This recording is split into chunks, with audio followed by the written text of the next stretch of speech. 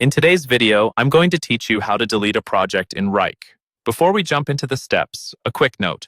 Deleting a project is permanent, so make sure you really don't need that project or any of its tasks, files, or comments before you remove it. If you're unsure, you might want to archive it instead, but in this walkthrough, we'll focus specifically on deleting. First, open your Wrike workspace and navigate to the area where your project lives. In this example, we're going to the campaign management section, but for you, it might be a different space or folder. On the left-hand side of your screen, you should see your spaces, folders, and projects listed in a tree-style navigation.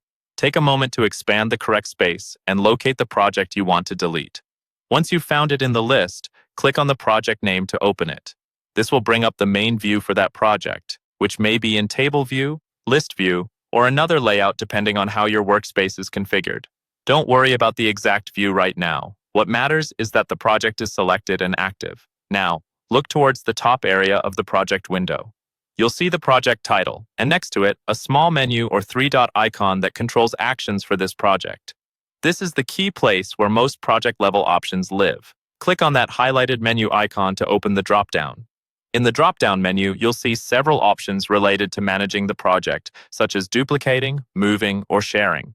Among those options, look for the one related to deleting or removing the project. The wording may vary slightly depending on your Wrike layout, but it will clearly indicate that this is the delete action.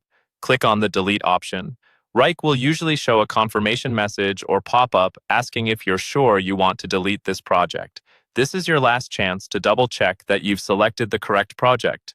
Make sure you're not removing an active or important campaign by mistake.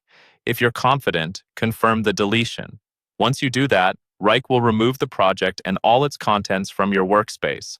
After it's deleted, it will no longer appear in your navigation or search results. And that's it. You've successfully deleted a project in Wrike by opening the project, using the Project Actions menu, and confirming the delete option.